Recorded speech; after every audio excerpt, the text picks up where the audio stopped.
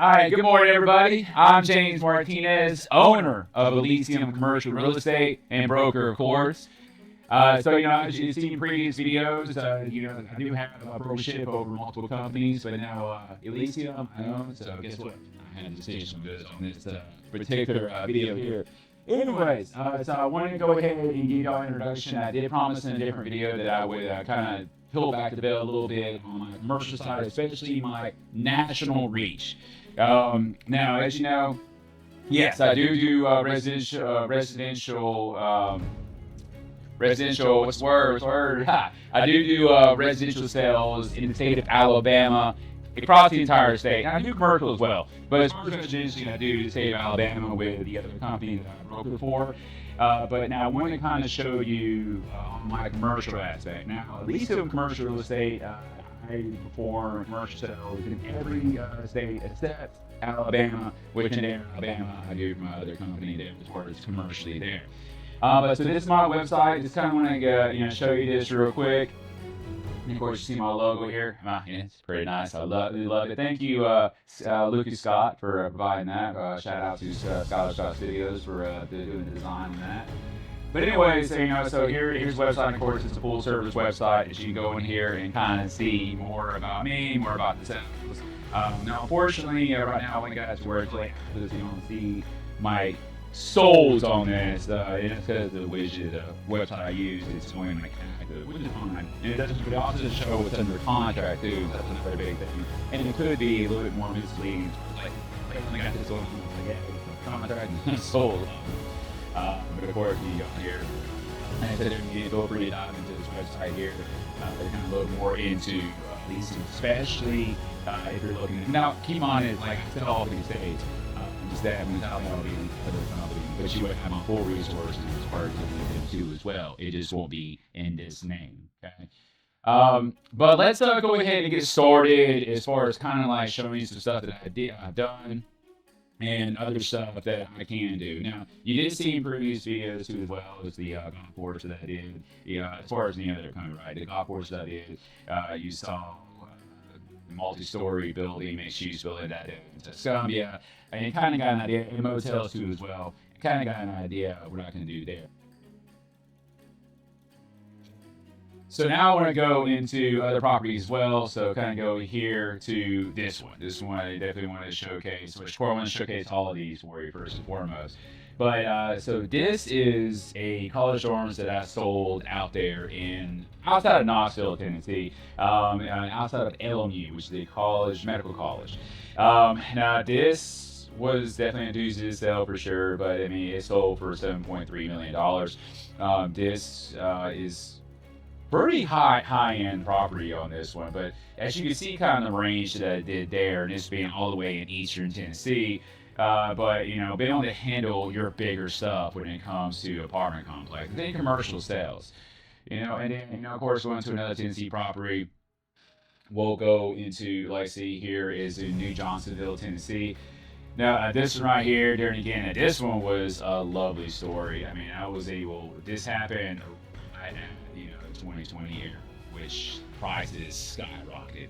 Well, my client had to buy this the last year, not even less than a year ago, and because the price skyrocketed, she was able to turn a hefty profit. But that goes to understanding the market and paying attention to interest rates and paying attention to the climate of the economical system, which multiple factors go in there: scarcity, political,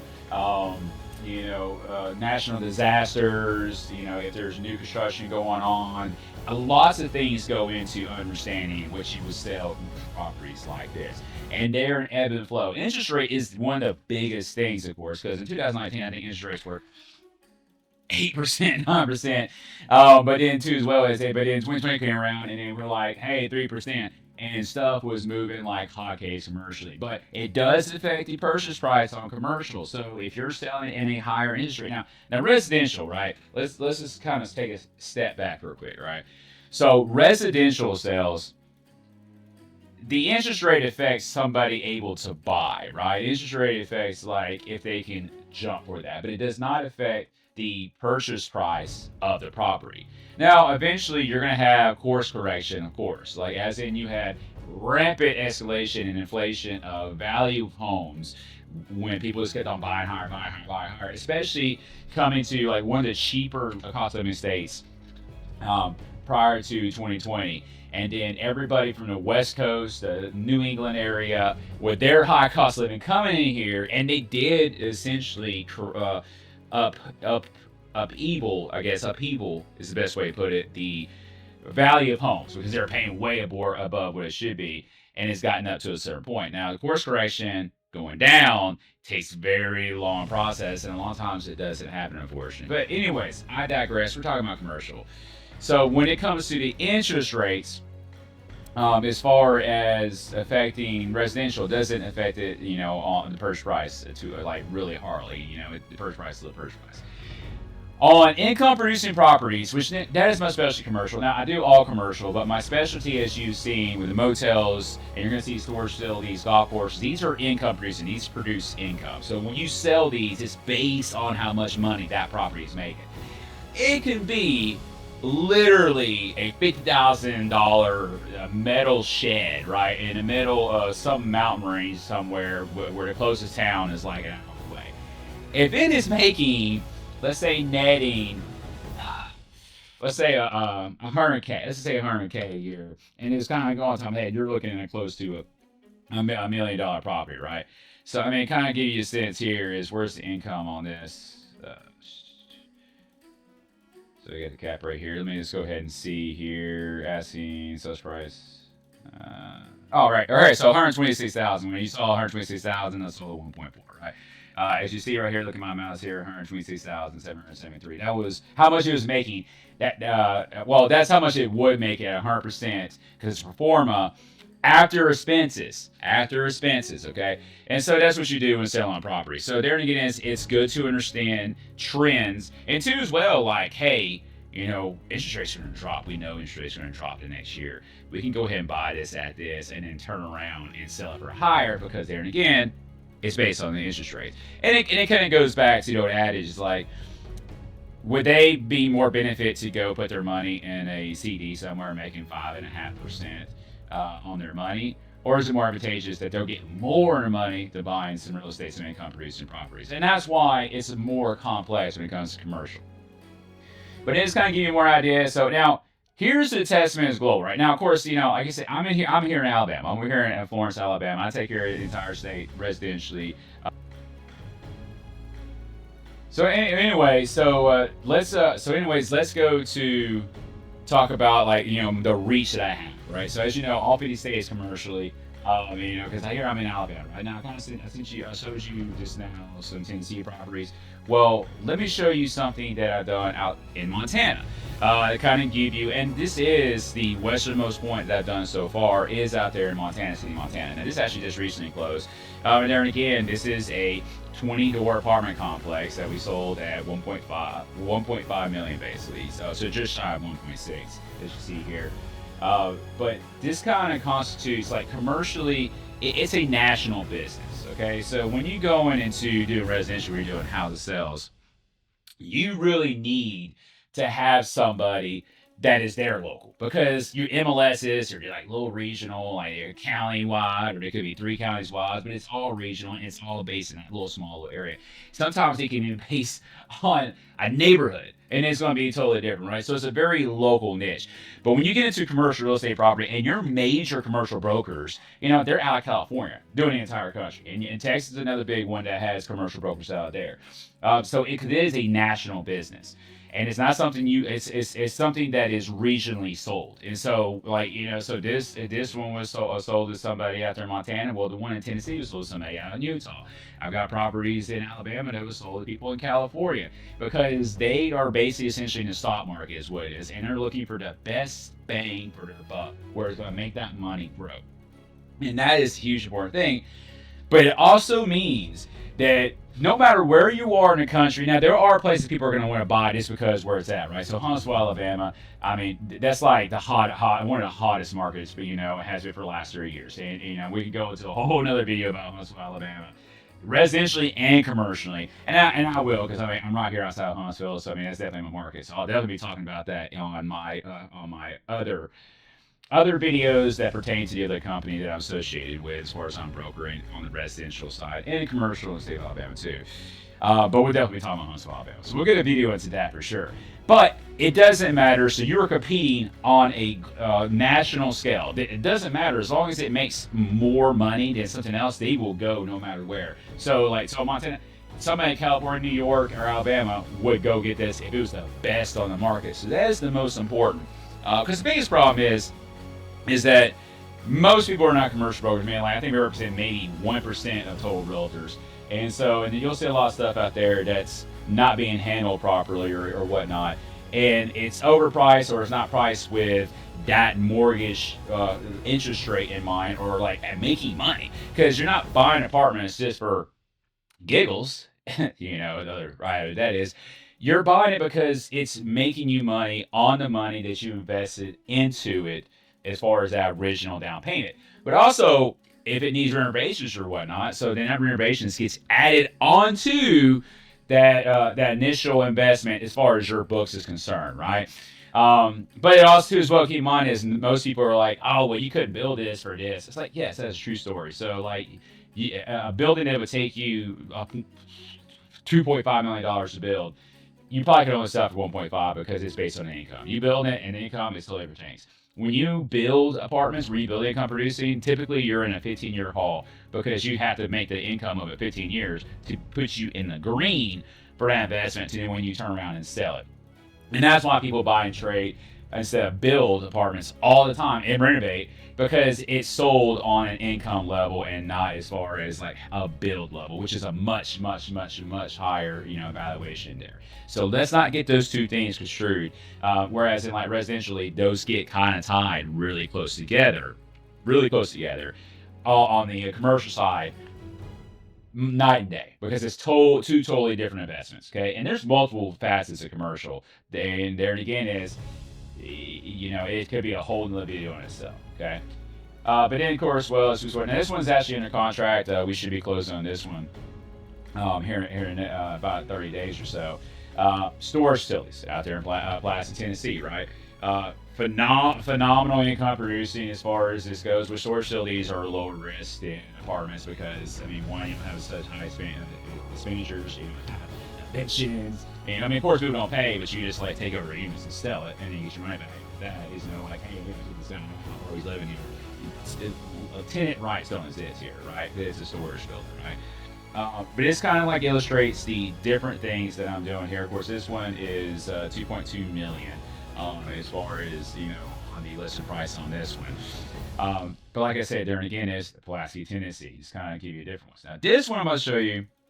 I did sell this one last year, but it was a private listing, which means it's like it wasn't actively marketed. Well, so it was actively marketed, but it sold. Like I actively marketed, but then it sold after the fact. It was on a private listing where I brought the buyer and sellers together on this. Which this one sold in the 2 million range. I had to go back and look at my contract, see where this closed out at.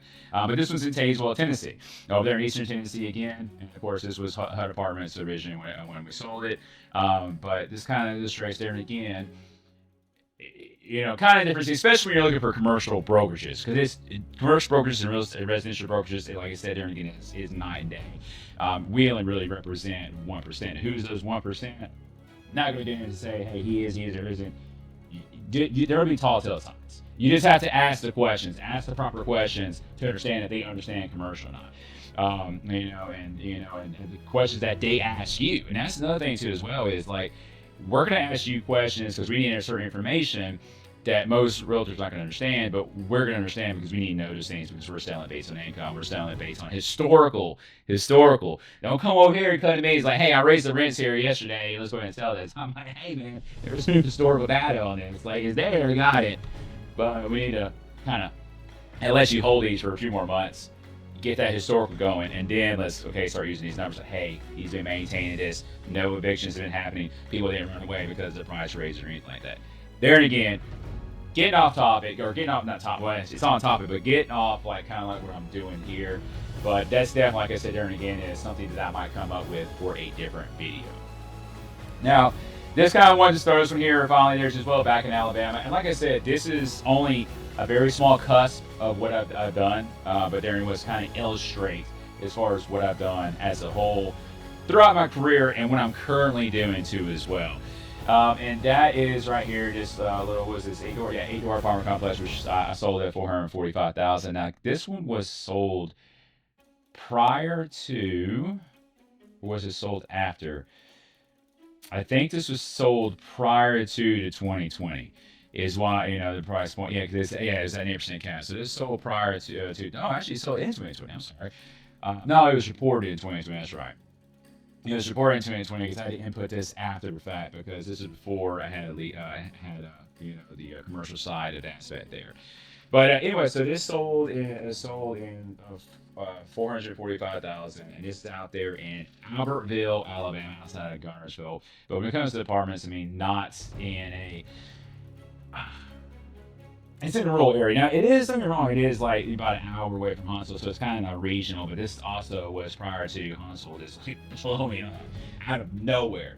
You know, well, okay, it wasn't really blowing up out of nowhere. I think that's a bad reference, because, I mean, Huntsville has always been that silent, stalwart city that has slowly been growing. Because I remember when I was a kid growing up there, outside of Huntsville, that it was like nothing there. And here we are now. Huntsville is growing very, very fast. But anyways, there and again, on the as far as everything that you see here, this kind of illustrates, my reach as not only just a managing broker of a residential company, but also the owner and broker for Elysium. Now, of course, Elysium is just me, of course, as of right now, because there's really no need to bring in other people, at this moment.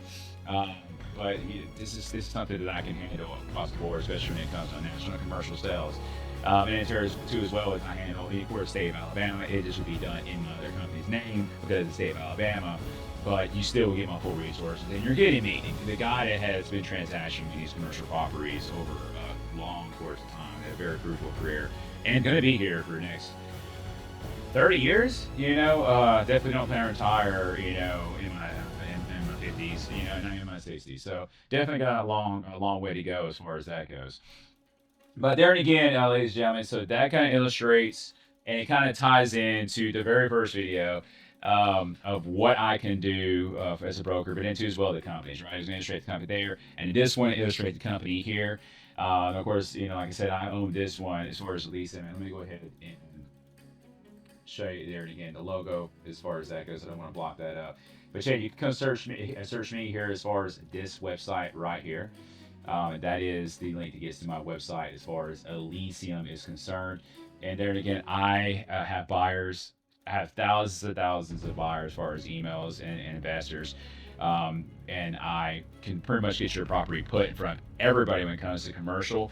But now keep in mind is that my specialty on commercial side, residentially, now my specialty is still listing and for sales on the residential side, but I do work for buyers too. As well. And I do work for buyers on the commercial side, but keep in mind is like my specialty is working for the seller, because I take that property and I throw it in front of everybody, as far as out there, blast it, right? And that is what my specialty is when it comes to commercial.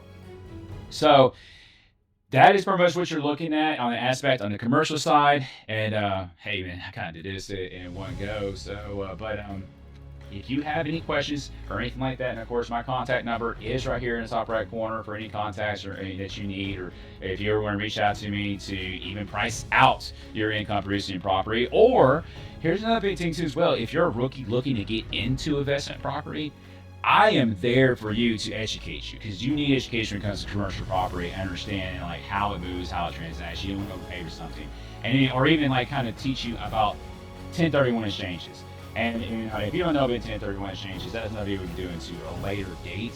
And I probably will, because this is a huge thing. This is how real estate moguls become that, because they don't have to pay taxes for sales. Take up on the property. But that's there into as well in the video. But feel free to give me a call anytime.